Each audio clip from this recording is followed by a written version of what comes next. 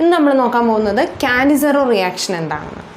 നമ്മുടെ aldehydes ketones ചാപ്റ്ററിൽ മെയിനായിട്ടുള്ള 2 ടൈപ്പ് ഓഫ് കണ്ടൻസേഷൻ റിയാക്ഷൻസ് ആണ് ആൽഡോൾ കണ്ടൻസേഷനും കാനിസെറോ കണ്ടൻസേഷനും അല്ലെങ്കിൽ കാനിസെറോ റിയാക്ഷൻ. ആൽഡോൾ കണ്ടൻസേഷനെ കുറിച്ച് ഞാൻ ഓൾറെഡി ഒരു വീഡിയോ ചെയ്തിട്ടുണ്ട്, അതൊന്ന് കണ്ടു നോക്കുക കേട്ടോ. ആൽഡോൾ കണ്ടൻസേഷൻ അറിയണമെന്നുണ്ടെങ്കിൽ അതൊന്ന് കണ്ടു നോക്കുക. അതുപോലുള്ളൊരു കണ്ടൻസേഷനാണ് കാനിസെറോയും. ഓക്കെ, ആൽഡോൾ കണ്ടൻസേഷൻ്റെ പ്രത്യേകത എന്താണെന്ന് വെച്ചാൽ ഇത് രണ്ടും ആൽഡിഹൈഡ്സ് ഓർ കീറ്റോൺസ് തരുന്ന റിയാക്ഷൻസ് ആണ്.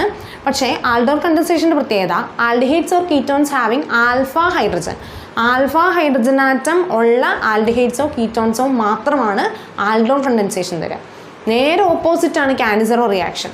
Aldehydes which do not have an alpha hydrogen ഇല്ലാത്ത ആൽഡിഹൈഡ്സ് തരുന്ന ഒരു കണ്ടൻസേഷനാണ് കാനിസെറോ റിയാക്ഷൻ എന്ന് പറയുന്നത്. രണ്ടിൻ്റെയും റിയേജൻറ്റ് സെയിം തന്നെയാണ്, ആൽക്കലി തന്നെയാണ് രണ്ടിൻ്റെയും റിയേജൻറ്റ്. അതായത് NaOH അല്ലെങ്കിൽ KOH തന്നെയാണ് രണ്ടിടത്തും.